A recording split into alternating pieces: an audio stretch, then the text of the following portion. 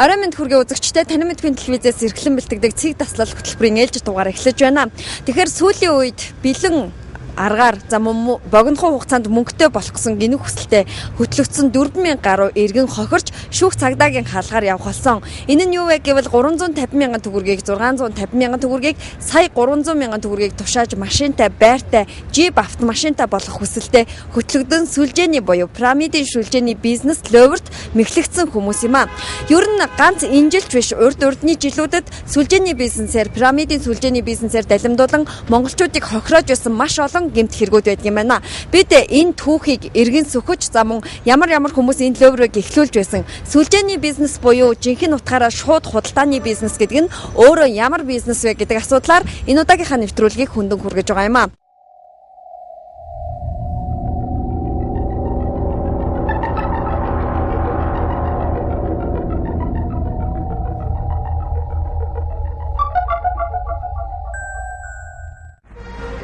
Айл бүрт нэг бөө, нэг аригчин, нэг сүлжээчин байна гэсэн явган хэрний хошин яриад түгэнд дэлгэрчээ. 1970-ад оноос эхлэн манай улсад сүлжээний бизнес анх цэцэглэн хөгжиж байсан бөгөөд 1990-ад оны сүүл 2000-ад оны дунд үед эд хүчээ авч мянган хүмүүсийг хохироож тэдний халаасыг тэмтэрч байсан төвхтэй. Интернетийн уран зургийн утасны картны нэг төгрөгийн гих мэтчлэнгээр олон ч сүлжээнд хулигдуулсан монголчуудын сэтгэлгээнд нэгнийгээ элсүүлээд л мөнгө авчихна гэсэн хямдхан бодол нуугдаж бусдын буруу эхлүүлсэн ловрын байвалж байна. Инглигээд ч хаширч байгаа юм алга. Саяхан буюу 2011 оны 3 дугаар сараас эхлэн бүх нийтийг автомашинжуулах, орон сууцжуулах үндэсний хөтөлбөр хэмээн хэрэгжвэ. Тэр нь энгийн л нэг байгаль эрдэнэ гэсэн сайхан нэртэй сан бүхэл бүтэн 10 гаруй жилийн туршид засгийн газрын яриад хийгээд байгаа хэрнээ хэрэгжүүлж чадахгүй тэрл хөтөлбөрийг хитгэн хүмүүс нийлж сан байгуулсан болоод хэсэгхэн хугацааны дотор хэрэгжүүлнэ гэншүү цаанчна. Энэ болгонд итгэсэн иргэд сарын цалингаа бариад зарим нь бүр амжиргаагаа залгуулдаг байсан акцент ихсэлэх хүртэл ламбарданд тавьсан гэж байгаа. Ингээд л машинтай байртай болох мөрөөдлөө өвөрлсөөр олон жилийн туршид овжин залжин мэх хэрэглэж монголчуудын халаасыг сэгсэрч байсан тэр ловрчдод мөнгөө зүгээр алтхан тэрэ. Иргэд гинэн байхын хажуугаар нөгөө сүлжээний бизнесээр ловр хийгээд сурчсан хитэн нөхдүүд нь иргэдийн хулхин дээр цэцэг ургуулах төлөвлөгөөгөө боловсруулахдаа үнэхээр гаргуун. Ямар нэгэн хөтөлбөр санаачилсан болдог. Аль эсвэл тусламж хандивын төрийн бус байгууллага байгуулдаг байх юм. Сүүлийн 40 гаруй жилийн хугацаанд монголчуудад өгөөж өгсөн аль эсвэл тэднийг бүр мухардалд ортолон дампууруулсан сүлжээний бизнес их олон байх юм. Манайхан нэг зүйлийг арай л дутуу ойлгоод байх шиг. Сүлжээний бизнес гэж байх нь байдаг. Дэлхийд топ болсон нь ч байна, олон улсад хүлээн зөвшөөрөгдсөн нь ч байна. Гэхдээ энэ төрлийн бизнес нь өөрийн гэсэн тодорхой буух эзэн буцах хаягтай, өөрийн гэсэн бүтээгдэхүүн үйлдвэрлэж түүнийг гар дээрээс шууд худалдаалдаг байгууллага юм а. Харин сүлжээний ловр нь таныг ямар нэгэн байдлаар гишүүн элсүүлсэн гишүүн бүрийн тоогоор таны авах цалин нэмэгдэн хэмээн хошигруулдаг байна. Нөгөө талаар пирамидын ловр хийгчт нь буюу толгой нь хойноосоо орсон олон хүний мөнгөөр бэлжиж сүүлд орсон нь амсдаг байна. Энэ талаар бид Монголын шууд худалдааны нийгмийн дэд ерөнхийлөгч шууд худалдаа сүлжээний бизнес судлаач Ноён Чимэд Дамбаас сүүлийн 3 сарын туршид зөвлөгөө мэдээлэл авсан юм а. Тэрээр сүлжээний бизнесийг инхүү тайлбарлаж байна. Монголын гих сүлжээний компани болгон одоо асуудалтай шүү. Үүнд итгэж болохгүй шүү гэдгийг хэлмээр байна. Одоо тэр үндэсний үйлдвэрлэлээ дэмжигч гэдэг юм уу, тийм ээ? Тийм төсөлч гэдэг юм уу, хөтөлбөрч гэдэг юм уу, тийм ээ? Монголын гих одоо шууд худалдааны сүлжээний бизнесийн компани байгуулагдах ямар ч эдийн засгийн боломж ойрын 10 жилдээ байхгүй. Тэр үүнийг ашиглаж ловр хийдэг хүмүүс байдаг. Бүр мэрэгсэн гэж байгаа шүү. Учир нь юу гэхээр нэг компанийг байгуулад нөгөө компани дампуур болчдөг, тийм ээ? Асуудал намжсны дараагаар дахиад нэг өөр компани ирээд гараад ирдэг. Одоо сая энэ автомашины пирамидын ловр болохоор яг урд нь ийм чиглэлийн 2-3 сүлжээний компаниуд бас толгойлж өдөрдөж явж исэн хүмүүс энэ хийсэн байгаа. Пирамид нь яадаг вэ гэхээр хүн элсүүлэхийн төлөө явдаг юм аа. Хүн элсүүлсэн хүнээсээ ашиг авдаг. Бараа эргэлтэн дээр тулгуурлалтын яг энэ худалдаа байхгүй, шууд худалдаа гэх. Тэгэхээр эн чинь хоёр өөр ойлголт гарч ирдэг шүү дээ. Одоо жишээ нь нэг энгийн жишээн дээр ингээл тавиад үзэл та хэдүүлээ. Жишээ нь одоо саяны энэ автомашины сүлжээ гэдэг чинь тийм үү?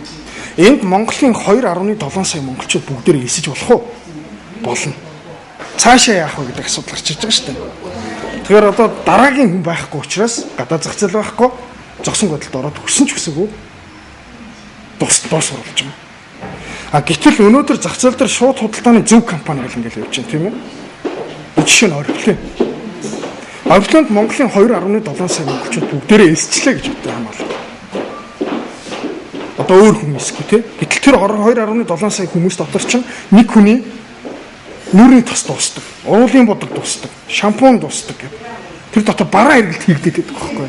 Гишүүн элсгүй ч гэсэн. Тэгэхээр нэг нь худалдаан дээр тулгуурсан, нөгөөх нь өөр нь болохоор хүн эсвэлэх гэдэг дээр тулгуурсан байт юм аа. 350 мянган төгрөг төлөөд араасаа 3 хүн элсүүлээд нөгөө 3 хүн дахиад 3-ыг элсүүлэхэд эхний орсон хүн машин авах юм гин. Энэ бизнес 3 дугаар сараас эхлэн цэцгэлсэн. Тухайн үед нь ганц нэгэн сайтуудаар мэдээллийн хөтөлбөрөөр сэрэмжлүүлэг мэдээ явж байсан боловч автомашинжуулах хөтөлбөр гэсэн нэрийн дор итгэсэн олон мянган иргэд өнөөдөр хохирогч болцоход шүүх сэргийлэхийн үдээр эргэлдэж байна. Өөрөө 350 мянган төгрөгийг өгч байгаа юм шиг боловч үнэндээ бол түүний араас нийт 13 хүн эдгээр хүмүүсийн 350 мянган төгрөг нийлэхээр 4 сая 550 мянган төгрөг болж байна. Энэ бол тухайн машины бодит үн. Гэхдээ бидний Баттай их сурвалжаас авсан мэдээлэлээр бол 20 гаруй хүн машин аваад үлдсэн 3000 гаруй хүн хохирогч болсон гэж байна. Яг одоо энэ хэрэг Чингэлтэй дүүргийн цагдаагийн газарт шалгагдаж байгаа бөгөөд урд урдны эмгэнэлт явдлуудыг хараад хаширдаггүй хүмүүс маань энэ удаад бас л машинтай болох хүсэлтэд хөтлөгдөн халаасаа хоосолж хулигтууллаа. Ёстол нөгөө зүүр үгэнд байдгаар бол нэргсэн хойнонд хашгирна гэдэг нь энэ байх та. Цэг таслал хөтөлбөрийг сонгон үзэж байгаа үзэгч та бүхэндээ баярлалаа, нэвтрүүлэг үргэлжилж байна. Тэгэхээр ганц автомашины сүлжээч биш. Өнөөдөр зах зээл дээр үйл ажиллагаагаа явуулж монголчуудыг ар араас нь дампууруулахаар зэхэж байгаа. За мөн өөрсдийнхөө дампуурлыг удахгүй зарлахаар одоо бэлэн болсон олон сүлжээнүүд үйл ажиллагаагаа явуулж байгаа гэдгийг шууд худалдааны нийгэмлэгийнхэн бас манай телевизэд мэдээлж байсан юм а. Тэгэхээр сүлжээний нэрийн доор энэ үйл ажиллагаа явуулдаг хүмүүс нь яг өнөөдөр мэргэшсэн хитгэн хүн байдаг. Тэрч бүхэл тэд нэгэн сүлжээгээр нэлээд хэсэг ашиг олж аваад тагчиг алга болж байгаад дахин гарч ирж өөр нэрийн доор өөр нийгэмлэгийн нэр дээр дахин ловра эхлүүлдэг болохыг ч хэлж байгаа иргэд цөөнгөө байгаа юм аа. За тэгэхээр яг одоогийн автомашины сүлжээ хэмээн олон иргэдийг хохироогоод байгаа сүлжээг үүсгэн бий болгосон уран чимэг гэгч одоо эмэгтэй нь өмнө нь ундрах цацрах компани гэсэн нэрээр үндэсний үйлдвэрлэлд дэмжих 55 мянган төгрөгийг иргэдээс авсан пирамидын ловрыг бас эхлүүлж байсан жишээ баримт бас бидэнд байна. Тэгэхээр яг одоогийн байдлаар энэ уран чимэг гэгч эмэгтэй өөрийнхөө одоо хамсаатан болох хэд хэдэн хүний хувьд хүний хамтаар Чингэлтэй дүүргийн цагдаад хоригдож улсын мөрдөн байцаах газар дээр энэ хэргийг шалгах үйл ажиллагаа үргэлжлэн явагдаж байгаа юм байна. Байгаль эрдэнэ сан нэртэй байгаль ээжийн нэрээр нүрээ халахалсан 3 ловрчныг тэдний хамсаатан болох 3 хүнтэй нийт 6 хүнийг барьж хорьсон талаар цагдаагийн байгууллага мэдээлж байна. Тэд эхний ээлжинд 350 мянган төгрөгөөр иргэдийг элсүүлж машин өгнө гэсэн бол 650 мянган төгрөгийг өгөөд байртай болох сүлжээ болон хувирсан нь хачурхалтай. Энэ бүхний цаана эрх мэдэлтэй томоохон хүмүүс нуугдаж байхыг ч үгүйсгэх аргагүй юм а. Яхаараа ийм хямдхан байр, ийм хямдхан машин Монголын хил гайлаар орж ирдэг татвараасаач баг үнээр иргэдийн гар дээр очдог билээ гэсэн хардлагыг ч төрүүлээд байгаа юм а. Байгаль эрдэнэ сангийн нэр дор урнаа байгаль содном пил гэсэн 3 эмэгтэйг барьж хорсон. Тэд иргэдийн 600 орчим сая төгрөгийг зайлшсан гэсэн тоо баримт байгаа. Гэхдээ цагдаагийн байгууллагын шалгалтын явцад хохирогчдын болон зайлшсан мөнгөний тоо нэмэгдэх магадлалтай байгаа юм а. Сүлжээний гэмт хэрэгт холбогдсон 6 иргэнийг яг одоогоор Чингэлтэй дүүргийн цагдаагийн газар дээр шалгаж байгаа гэсэн мэдээллийг бид аваад байгаа. Тэгээд энэ талаар тодруулахаар за энэ хоригдож байгаа хүмүүс үнэхээр яг ард иргэдийн мөнгийг их хэмжээгээр залилсан нь тогтоогдвол ямар зүйл ангаар шийтгэгдэж ямар хариуцлага одоо хуулийн хариуцлага хүлээх талаар бид тодруулахаар цагдаагийн ерөнхий газар дээр хүрэлцэн ирээд байгаа маа. Тэгэхээр ер нь одоо энэ яг Чингэлтэй дүүрэг дээр энэ сүлжээний бизнес гэмт хэрэгтэй холбоотой хэдэн хүнийг яг одоогийн байдлаар барьж хорьсон байна. Одоо хэрэг асуудлыг бол улсын мөрдөн байцаах газрын хүнд гэмтрэг мөрдөх хэлц буюу залилангийн гэмтрэг шалгах хэлц дээр шалгаж байна. Энэ дээр ажлын хэсэг томилогдсон одоо шалгалтын ажиллагаа үргэлжлээ явж байна. Нийтдээ бол одоо сүлжээний залилангийн гэмт хэрэгт бол анх бол байгаль эрдэнэ сан төрийн бус байгуулах залилууллаа гэд 3000 иргэн 3 тэрбум гаруй одоо төгрөгөөр хохирсон гэсэн ийм мэдээлэлтэй ийм урдчилсан хурлын тооцоотой байсан. Одоогийн байдлаар энэ сүлжээний залилангийн гэмтрэг бол хохирогчдын тоо нэмэгдэх мөн бусдыг залилан мэхэлсэн төрийн бус байгууллага аж ахуйн нэгжийн тоо нэмэгдэх тийм хандлагатай 5 одоо тийм ээ төрийн бус байгууллага иргэдийг одоо суудлын жижиг автомашинтай болгоно, орон сууцтай болгоно, жип одоо автомашинтай болгоно гэж залилсан одоо хэрэг асуудал шалгагдаад нийтдээ нэг хохирогчийн тоо хэмжээ нэг 4000 орчим хүн одоо хохирсон. Шидэгчнэр шалгаж байгаа 6 хүн яг одоогийн байдлаар чөлөөтэй явж байна уу? Аль эсвэл ямар нэгэн хорход урдчилсан байдлаар хорж саатуулж байна уу? Одоогийн байдлаар энэ хэрэгт бол 10 гаруй хүн с ижигтнэр тооцогдсон шалгагдаж байна. Зарим нь бол гадуур батлан даалтанда талсан зэрэглэх арга хэмжээ нь авагдсан ийм байдалтай байж байгаа. За 6 хүнийг бол с ижигтнэр тооцоод тиймээ цагдаа хорих талсан зэрэглэх арга хэмжээ аваад хорж шалгаж байгаа одоо. Шууд телевизийн мэдээний албаны сэтгүүлч Бат Хишигт Тэнгис кино театрын баруун талын хашаанд залилуулсан хідэн иргэн хандсан байна. Тэдний ярьж байгаагаар бол баг болж 25-аас 32 сая төгрөгийг тухайн санд тушаасан байгаа юм а. Би одоо 20 сая төгрөг оруулсан байна. Одоо. Яаж орсон байр морой зарад 4 сая байрны сүлж гаргасан. Өчигдөр 3 цагаас арай 10 цаг гэхэд бүх мөнгө авахгүй. Севен дотор нэг төгрөгч авахгүй. Одоо энэ манай удирдлах гэдэг байгаа энэ хүн одоо юу ч мэдэхгүйгээ зогсож байна. Энэ өчнөө одоо хүмүүс өчнөө хэдэн төгрөг тэр мөнгийг яаж олсон? Сая төгрөг байх. Яаж олсон өөрөө тэр 20 сая төгрөгийг бас ах トゥ нараас авсан. Зээсэн бид нар дандаа 9 сая. Жиплээд 9 сая эдэн цаа. Дарагтараа дундхай байна. Манай багийн хайгук одоо 5-7 хүн яасан 9 сая. 5-7 хүн танаа багт байт юм байж нэг хүн хэднэр өгсөн? 32 сая төгрөг манай багийн хайсан. Тэгээд 100 сая 300 нэг хүн. Жишээл хохирогч юм уу те? Тийм би одоо энэ компанид эслээд одоо бараг 10 хоног бүхэл бүтэн 45 сая 550 мянган төгрөг дээрээс нь байрны хөтөлбөр гээд 8 сая төгрөг өчигдөрхөн би өгсөн.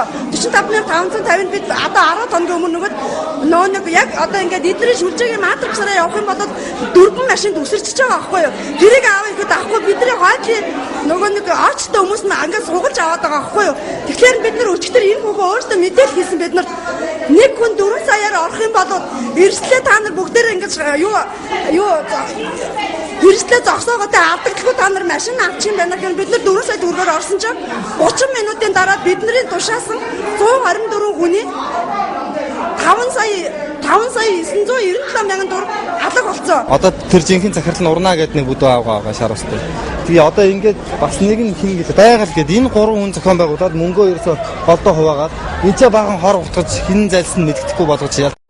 Байра машина хашаага заран байж дээрх сүлжээнд орсон иргэд өнөөдөр хаанаас хинээс хохирлоо барагдуулахаа мэдэхгүй димийл цагдаагийн хаалгыг сахиж суунаа. За тэгэхээр үзэгчдээ бид яг 2 сарын өмнө буюу 5 дугаар сарын 1-ээс 10-ны хооронд байрлаж байсан автомашины сүлжээний офис байрлаж байсан газар дээр ирээд байгаа маа. Өнөөдөр энд хумхын тоос жалга, ямар ч хүний урд мөр алга, тэрч бүхэл эдний байрлаж байсан офис нь хүн байхгүй юм шиг болж бүх хаалга нь энэ тэргээрээ цоочтой болсон байгаа юм а. Тэгэхээр 2 сарын өмнө буюу 5 дугаар сарын 10-ны өдөр Таны мэдхийн телевиз үзэгчдийг одоо урьдчилан сэрэмжлүүлэх талаар ийм автомашины сүлжээ одоо анхныхаа иргэдийг хохироож эхэллээ гэсэн мэдээллийг бас олон нийтэд зарлаж хийж байсан юм а. Энэ мэдээлэл 5 дугаар сарын 10-ны өдөр цацагдсан. Гэтэл энэ сүлжээ нь 3 дугаар сараас үйл ажиллагаагаа явуулж эхэлсэн.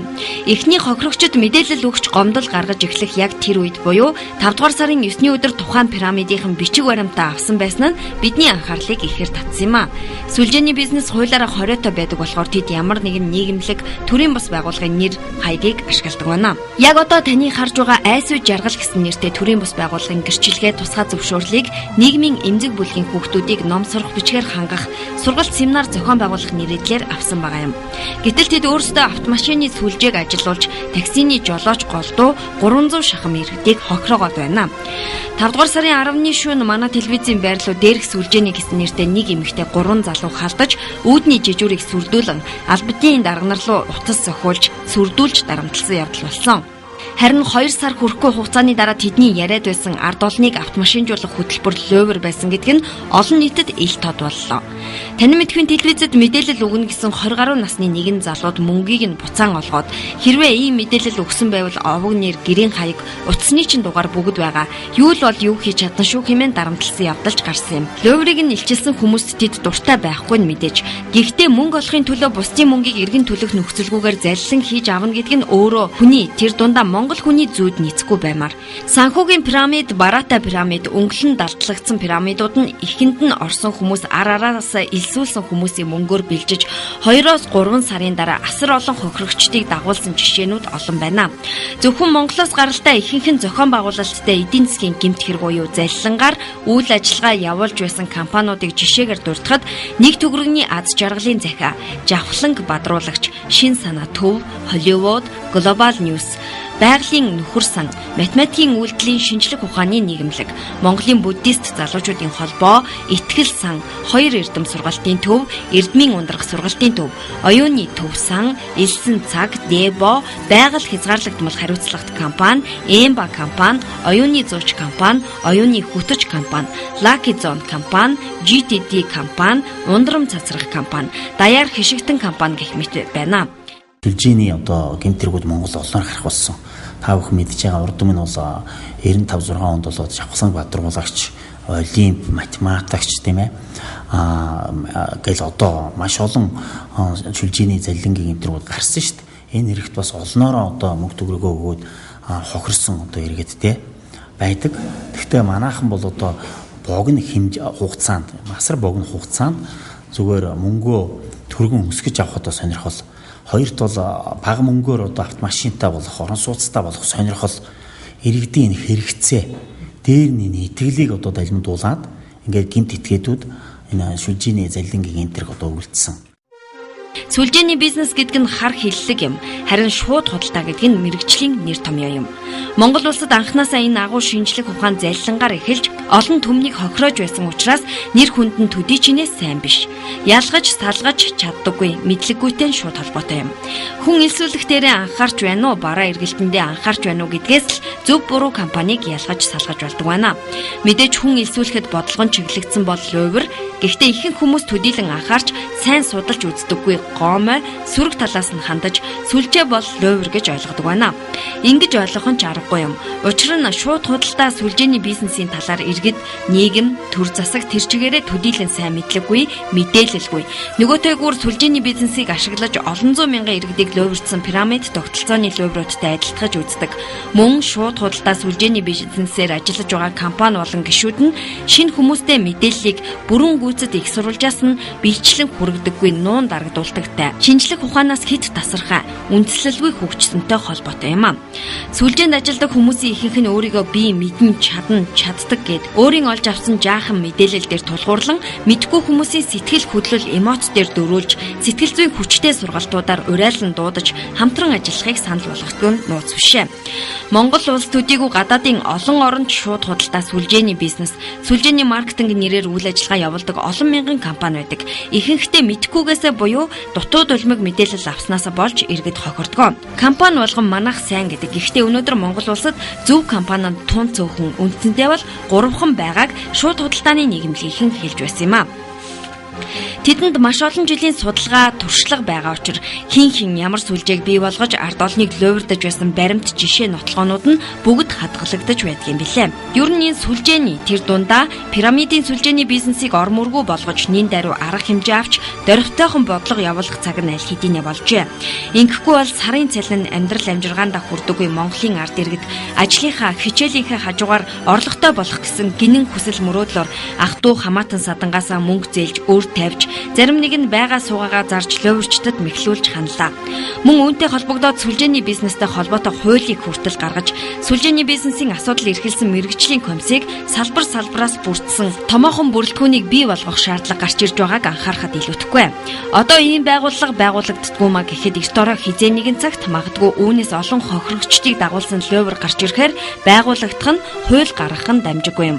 Альва юмыг болсныхан дараа биш, болохоос нь өмнө төрүүлж хардаг байхыг хууль цагдаагийнхан цаашлаад тагнуулын байгууллагынханд хүртэл уламжилмаар санагдаж байна.